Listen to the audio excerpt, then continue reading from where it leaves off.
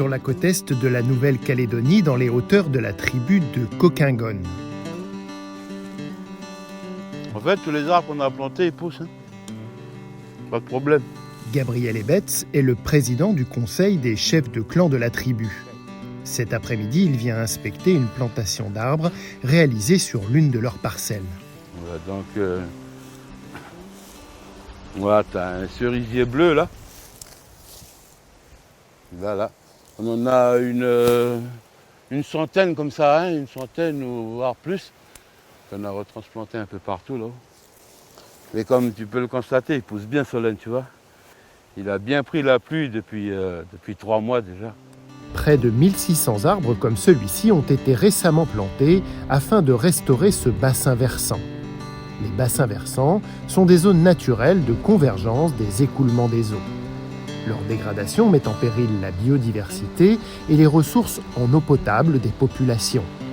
Alors la communauté du Pacifique et son projet Protège, financé par l'Union européenne, mènent en collaboration avec l'Office français de la biodiversité des actions en Nouvelle-Calédonie, à Wallis-et-Futuna et en Polynésie française pour restaurer ces bassins versants et améliorer la qualité de l'eau.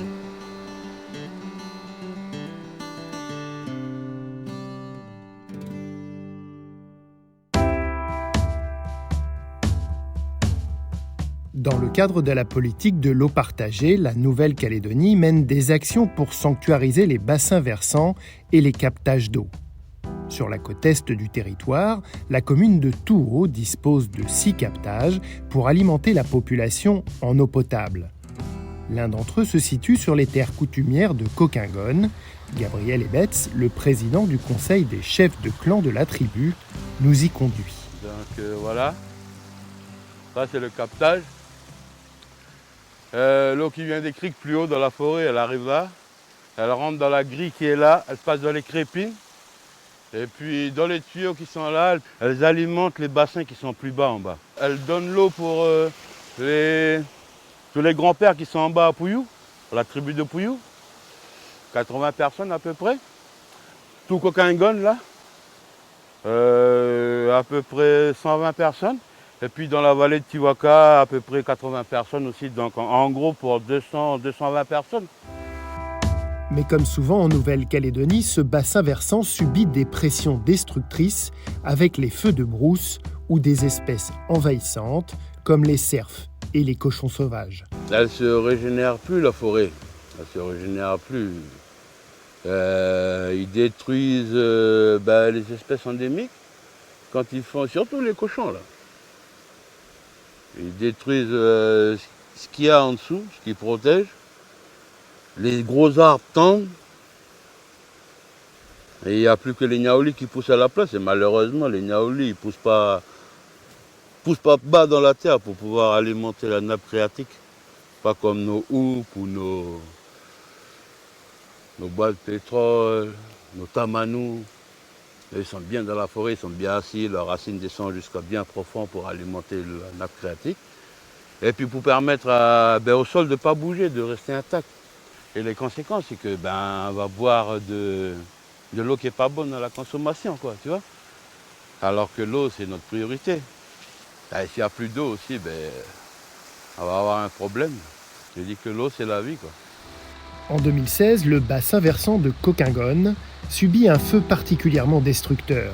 Toute la rive gauche du creek, qui alimente le captage, est brûlée, laissant place à une savane de niaoulis qui met en danger les ressources en eau. La tribu décide de se mobiliser pour reboiser. Elle est accompagnée par le projet Protège et Solène Varda de l'Office national des forêts internationales qui coordonne les projets de reboisement à Touo. La forêt, elle joue un rôle essentiel dans la protection de la ressource. C'est elle qui est garante de la quantité et de la qualité de l'eau qu'il va y avoir au niveau des captages. Et donc le fait d'avoir comme ça une énorme savane qui s'étend dans le bassin de captage, ça fait que les habitants, comme ils le disent, n'ont plus beaucoup d'eau en saison sèche, ils ont de l'eau qui est marron au robinet et donc c'est important de venir reboiser, de venir protéger à proximité immédiate du captage pour améliorer en quantité et en qualité la ressource en eau. En mars 2022, 1600 jeunes arbres ont été plantés sur 1 hectare en amont du captage, après avoir grandi chez des habitants de la tribu ou dans des pépinières locales. Là, tu vois, là, il y a un bois de pétrole, là. Un bois de pétrole, là, il y a 3 mois qu'on a mis en terre. Et ça, sa particularité, il pousse n'importe où, même sur un sol rocailleux. Sur le sol rocailleux, ses racines, ils sont racines bien profondes dans la terre. Pourquoi c'est important pour le bassin versant? Parce qu'il y a beaucoup de cailloux, regarde. Tout ce bassin versant là, il n'y a que des cailloux. Et il y a des espèces qui ne sont pas adaptées à ce sol-là. Et dans ce cas, il n'y a que lui. Il n'y a que lui. Lui, il a le pouvoir de pousser même sur le rocher, il peut pousser comme ça. Hein. Ouais. Le bois de pétrole. C'est pour ça qu'on en a plein dans les endroits où il y a des cailloux. Tu as une autre espèce là.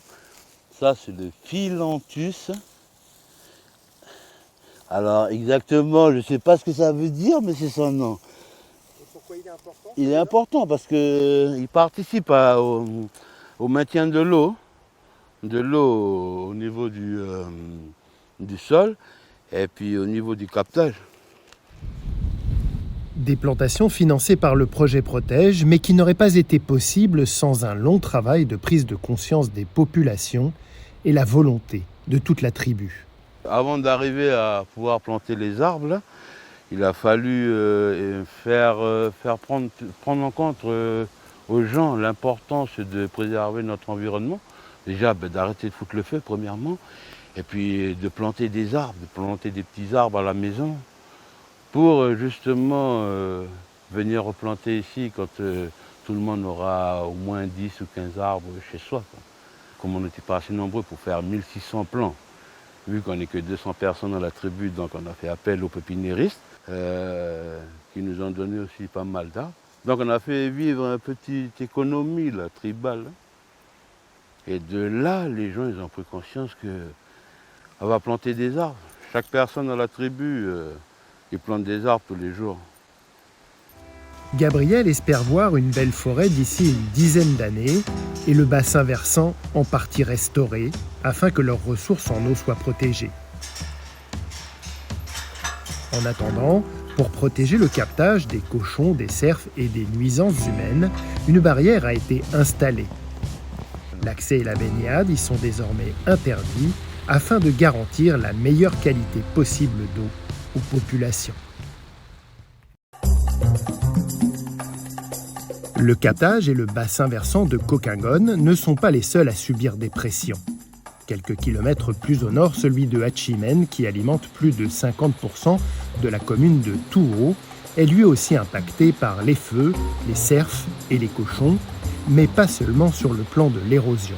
Donc les cerfs et les cochons, ils engendrent aussi une pollution chimique avec leur déjection.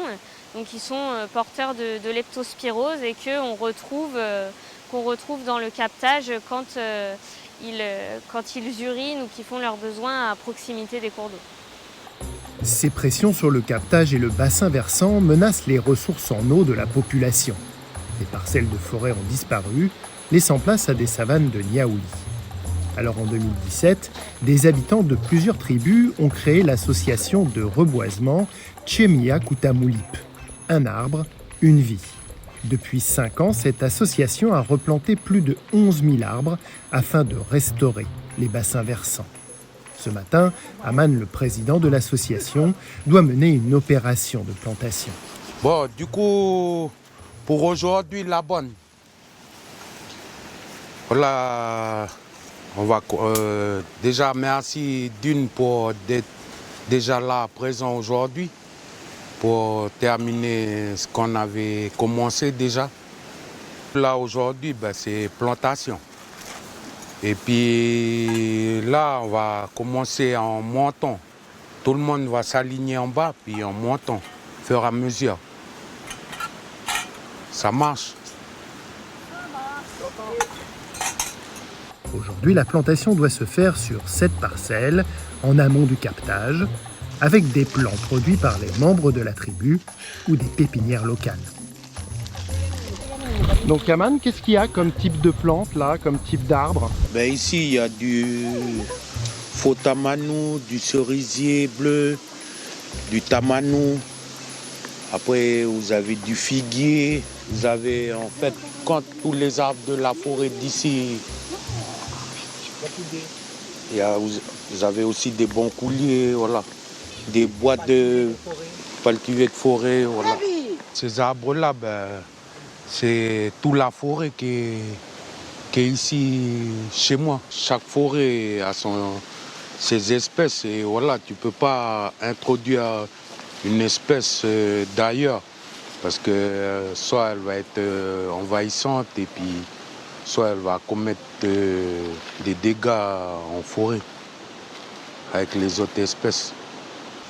Hey, venez là, alignez comme ça là. Après on va faire partie par partie. Venez, alignez chacun là.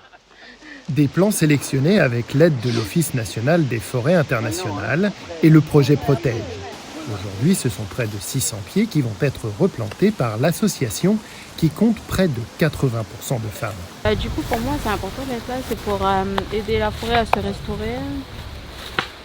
Il y a beaucoup d'animaux aussi qui crèvent, qui meurent parce qu'il n'y a pas assez d'arbres, de vie, quoi. La terre, elle est sec, il n'y a pas assez d'eau.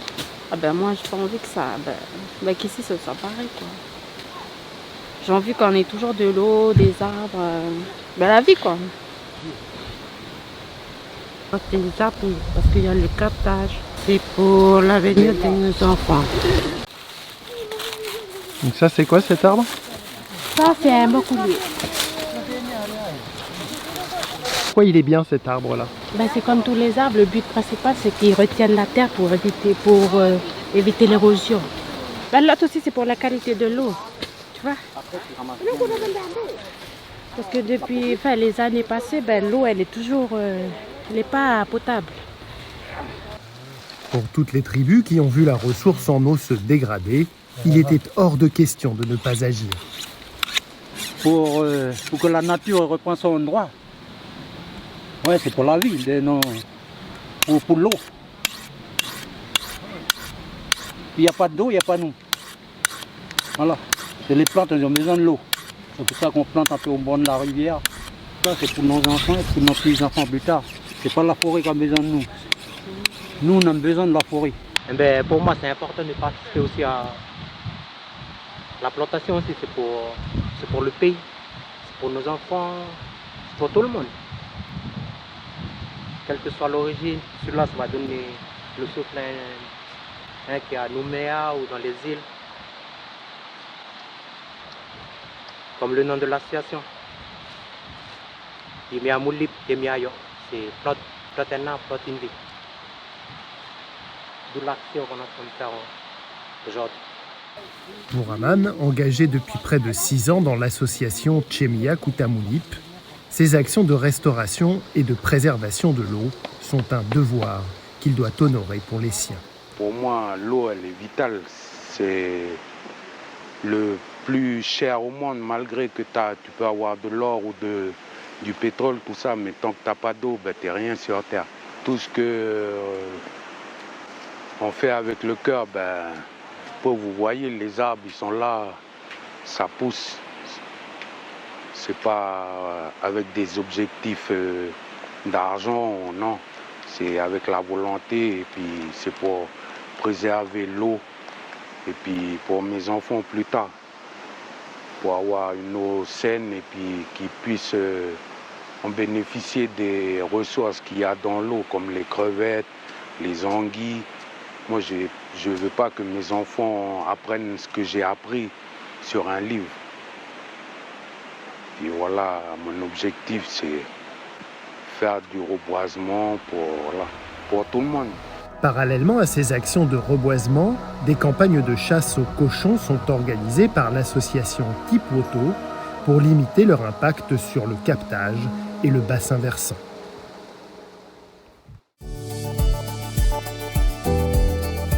Pour protéger et restaurer les bassins versants, le projet Protège et l'Office français de la biodiversité expérimentent des techniques innovantes de reboisement. C'est notamment le cas sur la montagne des Sources à Dimbéa, en Nouvelle-Calédonie. En partenariat avec l'antenne calédonienne du WWF France, la revégétalisation par drone est testée. Ici, on est sur les bassins versants qui se situent en amont du barrage de la Dumbéa, qui est la principale ressource en eau pour Nouméa et une partie de son agglomération. Ici, le site il a été parcouru par des gros incendies, notamment un incendie très important en 2005, fin 2005, début 2006, qui en fait a dégradé, voire supprimé de manière importante la végétation du bassin versant. Et donc, quand la végétation disparaît, derrière, elle n'est plus en mesure de faciliter l'infiltration de l'eau. Résultat, 15 ans après l'incendie, le barrage de la Dumbéa a perdu 40% de son volume d'eau utile. Et la végétation n'est pratiquement pas revenue sur les zones incendiées, malgré le classement de la montagne des sources en réserve intégrale. Naturellement, les graines, elles arrivent toutes seules en fait, par les oiseaux, par le vent. Mais en fait, là sur ce site, on a une telle dégradation que les grands arbres en fait, ont brûlé, sont morts. Et donc, l'absence d'arbres semenciers, plus les pluies qui ont lessivé le sol avec les graines qui étaient stockées dans le sol, font qu'aujourd'hui, on a très peu d'apport de graines naturellement. Le projet qu'on a monté dans le cadre de Protège, qu'on a proposé, c'est un projet en fait, de revégétalisation des zones pour lutter contre l'érosion et accélérer en fait, le retour de la végétation et du coup de toutes les fonctions qu'elle remplit pour nous, pour l'eau, et notamment et pour la biodiversité également. Tu peux venir m'aider, Eric, s'il te plaît, à juste le tenir pendant que je mets la deuxième bague? Pour aider à la revégétalisation, Protège, l'OFB et le WWF ont recours à une technique innovante mise en œuvre par les sociétés iFly et SeedDrop, le semi-pardreau, un drone professionnel pouvant transporter des charges d'environ 5 kg. Pour cette opération, iFly et SeedDrop ont spécialement customisé le drone pour pouvoir faire des largages de graines. Allez, c'est plein. Ça, c'est l'éjecteur, c'est-à-dire qu'on a le réservoir, tout descend par un cône, et là, on a un éjecteur rotatif. Donc, c'est lui qui est entraîné par le moteur qui est à l'intérieur, et c'est lui qui va permettre d'éjecter les granulés de part et d'autre. Voilà. C'est toi qui déclenche? Ah, c'est moi qui déclenche. J'ai la télécommande la plus simple pour aujourd'hui, on-off. Voilà, donc j'allume et j'éteins. Une fois qu'on est sur le point, qu'ils me disent qu'on est au-dessus, je déclenche et puis j'arrête.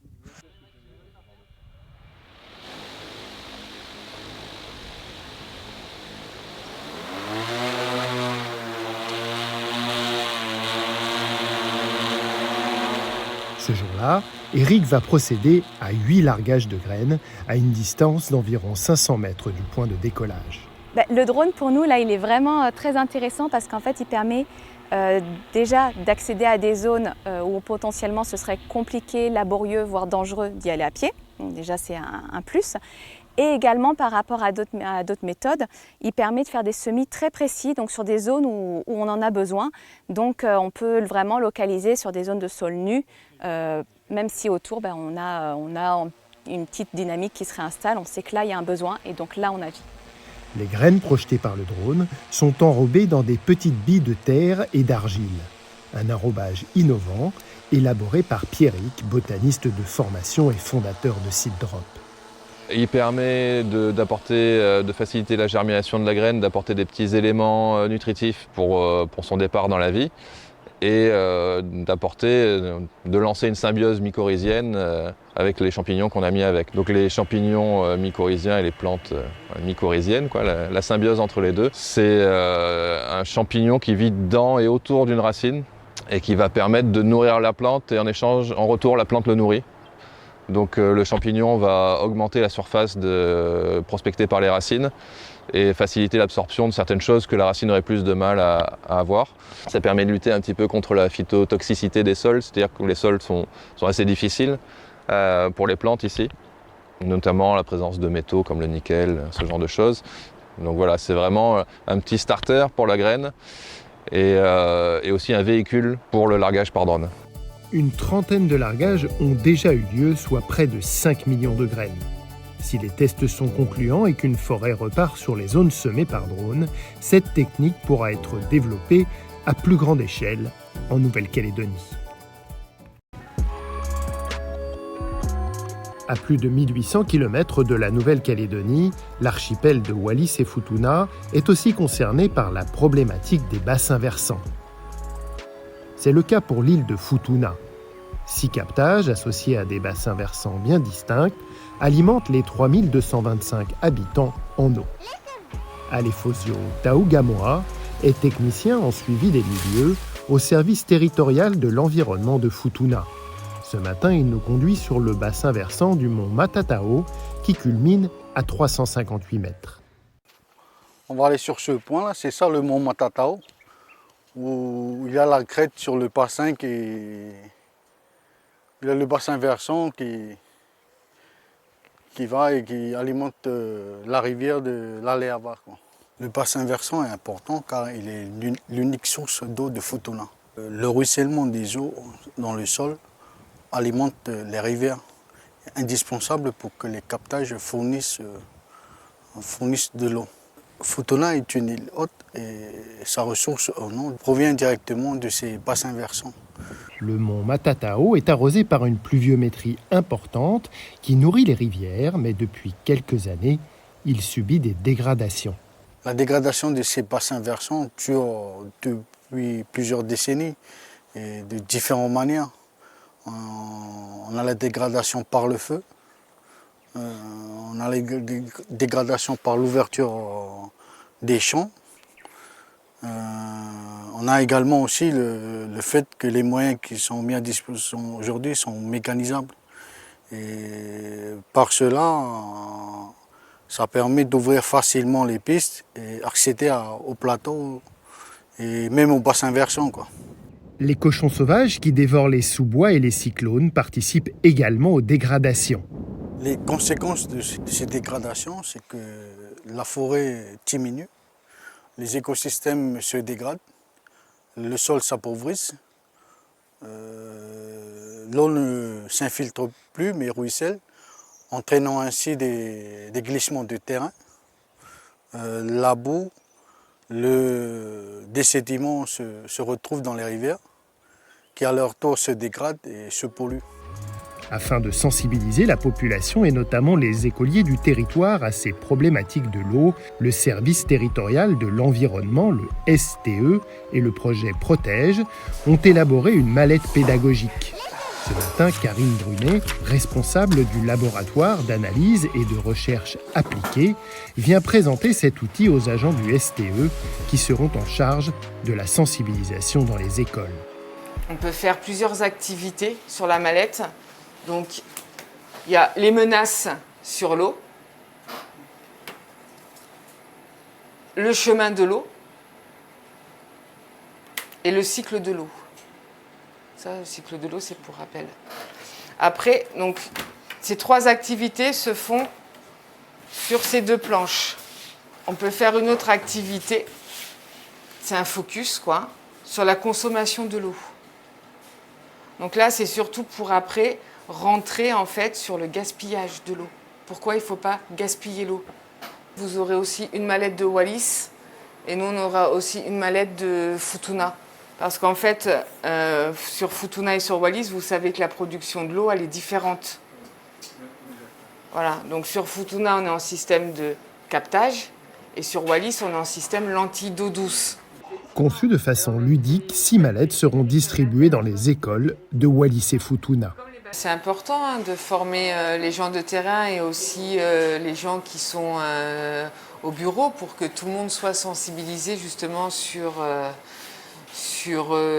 l'eau, pour après faire passer des messages, que ce soit en dehors, dans leur famille ou dans les écoles. À partir d'espèces endémiques produites en pépinière, des opérations de reboisement sont menées sur les bassins versants avec les grandes chefferies de Futuna et des associations locales. Un sentier botanique doit également être tracé prochainement pour sensibiliser plus largement les populations aux écosystèmes de l'eau et de la forêt.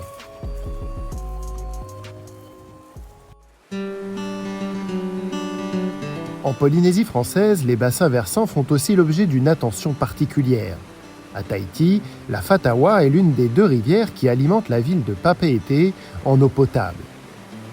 Elle prend sa source au pied du bassin versant dominé par le mont Diadème et parcourt 12 km avant de se jeter dans le lagon. Cette rivière est alimentée bien entendu par plusieurs sources d'alimentation. Ça peut être de la pluviométrie, mais aussi via d'autres bassins versants, ça peut être des nappes qui sont souterraines. La commune de Papeete capte tout de même un pourcentage important de son eau pour pouvoir alimenter la population en eau potable. C'est quand même un endroit qui est vivant avec toute sa biodiversité qu'il y a à l'intérieur du cours d'eau. Donc il faut pouvoir bien comprendre son fonctionnement pour pouvoir mettre en place des réglementations par exemple ou cadrer un peu mieux l'exploitation de cette ressource importante.